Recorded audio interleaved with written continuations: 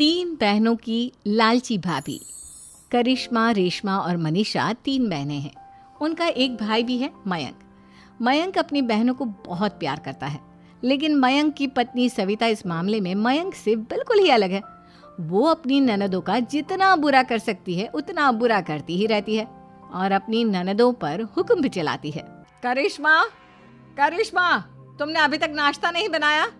तुम्हारे भैया को ऑफिस जाने में देर हो रही है। हाँ भाभी, बस अभी बनाती हूँ। करिश्मा, तुम ये ढीलापन छोड़ दो। कल को पराए घर जाना है। वहाँ अगर तुम इस तरह से काम करोगी तो लोग क्या कहेंगे कि माँ ने और भाभी ने कुछ सिखाया नहीं। और तुम्हारी दोनों बहनें कहाँ हैं? अब रेशमा मार्केट गई है और मनीषा सो रही है। क्या? सुबह के 8 बज रहे हैं और ये महारानी अभी भी सो रही है? ये कहते हुए सविता अपनी सास दुर्गा देवी के पास जाती है। माँ जी, देख रही हो अपनी बेटियों के तौर तरीके? क्या हुआ बहू, सुबह सुबह क्या कर दिया मेरी बेटियों ने? अरे एक तो अभी अभी उठकर किचन में गई है, दूसरी सुबह सुबह बाहर चली गई और तीसरी अभी तक सो रही है। क्या करूं मैं इन तीनों का, मैं तो परेशान हो गई हूँ। जा जाकर उठा उसे और रेशमा से मैं बात करती हूँ। सविता सीधा मनीषा के कमरे में जाती है और उससे कहती है, महारानी जल्दी उठो, सूरज सर पर आ गया है। भाभी थोड़ी देर और सोने दो ना, मैं रात को लेट सोई थी। वो क्या ना, यूनिट टेस्ट चल रहे हैं। शराफत से उठती है या नहीं, या फिर पानी की भरी बाल्टी डालूं तेरे ऊपर? नहीं नहीं भाभी, मुझे बिस्तर में नहीं नहाना, उठती हूँ मैं। मनीषा जल्दी से उठकर बाथरूम में चली जाती है। सभी आराम से बैठकर नाश्ता कर रहे होते कि तभी रेशमा बाजार से हाथ में सामान लिए आ जाती है। रेशमा को देखते ही सविता उस पर बरस पड़ती है। लो, आ गई महारानी। ऐसा भी क्या सामान लाना था जो सुबह आंख मलते ही बाजार की तरफ रवाना हो गई? भाभी, कल आप ही तो चीख रही थी कि घर का सारा सामान मुझे ही लाना पड़ता है, घर में किसी को भी किसी काम से कोई लेना देना नहीं है। अब मैं बाजार जाकर सामान ले आई तो आपको इस बात से भी तकलीफ हो रही है? देख रही हो माँ जी, अपनी बेटी की जुबान कैंची से भी तेज चलती है। और मयंक, आप तो कुछ कहेंगे नहीं अपनी लाडली बहन को। रेशमा, ऐसे बात करते हैं अपनी भाभी से? चलो माफी मांगो। भैया, मैं क्यों माफी मांगू? आप भाभी से बोलिए ना कि हम पर कम हुक्म चलाया करे। हम इस घर की बेटियां हैं और आपकी पत्नी की ननद है, नौकरानी नहीं। लो कर लो बात। इनकी भलाई के लिए कुछ भी बोलो तो इन्हें बुरा लग जाता है। इस घर में यही इज्जत है मेरी। देख लो माँ जी, आपकी बेटी किस लहजे में मुझसे बात कर रही है। सविता वहां से चली जाती है। मयंक को बहुत गुस्सा आता है, वो भी वहां से चला जाता है। फिर करिश्मा रेशमा को समझाती है, रेशमा, तुम्हें भाभी से माफी मांग लेनी चाहिए थी ना। लेकिन दीदी, मैंने कुछ किया ही नहीं, तो मैं माफी क्यों मांगू? हाँ करिश्मा दीदी, रेशमा दीदी जैसे ही घर में आई भाभी ही उन पर चिल्ला रही थी। हाँ, मैं मानती हूँ कि गलती भाभी की थी।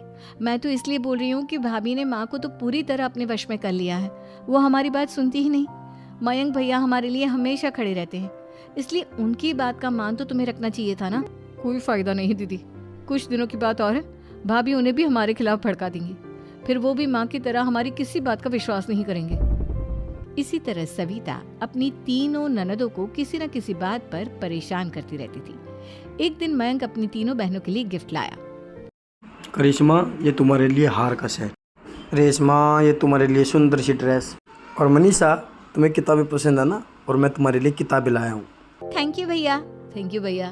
थैंक यू भैया। करिश्मा, तुम्हारा नेकलेस कितना सुंदर है।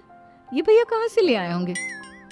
मैंने भैया को 3 दिन पहले फोन पर ये डिजाइन दिखाया था और आज भैया ये ले आए। सविता तो अपनी ननदों के गिफ्ट्स देखकर जल गई और करिश्मा का नेकलेस तो उसे भी बहुत पसंद आया था। अपनी बहनों के लिए कितना अच्छा नेकलेस लेकर आए हैं, मुझे कभी कोई गिफ्ट नहीं दिया।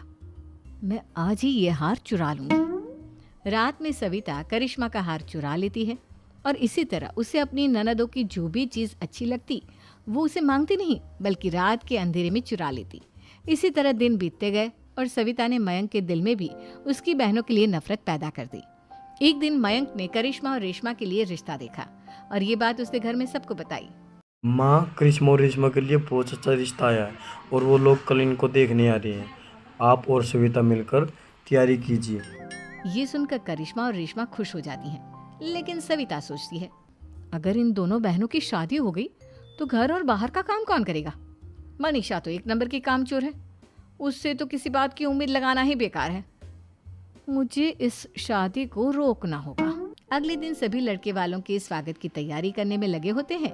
तभी मयंक अपनी बहनों से आकर कहता है, तैयार होगी तुम दोनों? देखो दोनों लड़के बहुत अच्छे हैं, मैं कोई कसर नहीं छोड़ना चाहता। और तुम दोनों उनके सामने बहुत अच्छे से बिहेव करना और अपनी भाभी से लड़ने मत लग जाना।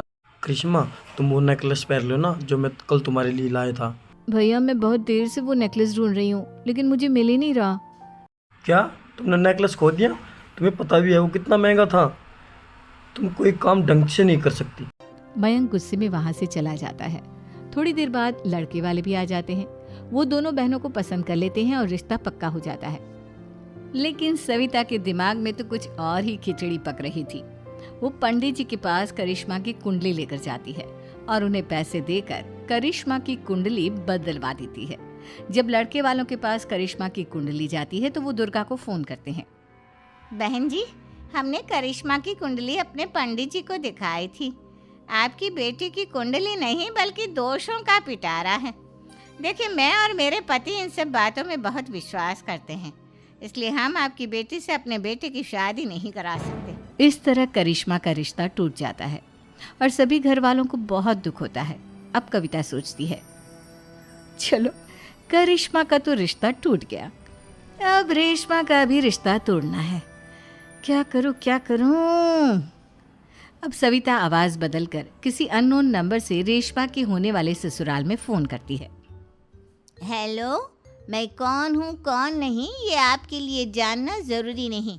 बस इतना सुन लो कि रेशमा का 2 साल से किसी के साथ अफेयर चल रहा है। बस रेशमा का रिश्ता तोड़वाने के लिए सविता का इतना कहना काफी था।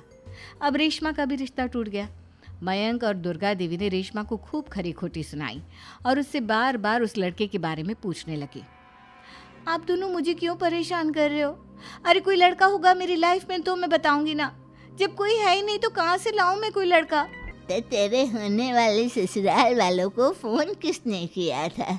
माँ मैं नहीं जानती किसने फोन किया था, मैं सच कह रही हूँ। मैं तो पहले ही कह रही थी इसकी लगाम खींच कर रखो, लेकिन मेरी सुनता ही कौन है। आप चुप रहिए भाभी, ये सब आपका ही किया धरा है। अब तीनों बहनों को विश्वास हो जाता है कि ये सब उनकी भाभी ही कर रही है। तीनों बहनें अपनी भाभी को सबक सिखाने के लिए एक वकील कर लेती है और घर में हिस्सा मांगना। देखो भैया, माँ बाप की जायदाद में जितना बेटों का हक होता है उतना ही बेटियों का, इसलिए इस घर के 4 हिस्से होंगे और हमें अपना हिस्सा चाहिए।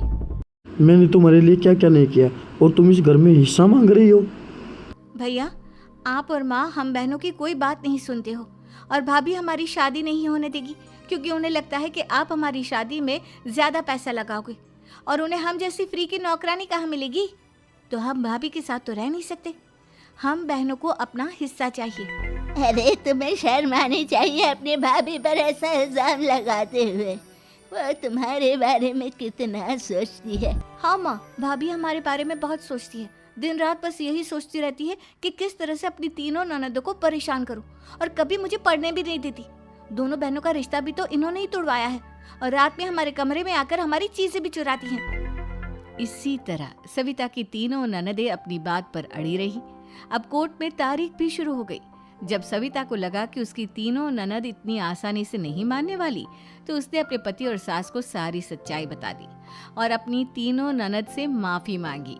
मयंक और दुर्गा को भी अपनी गलती का एहसास हो गया।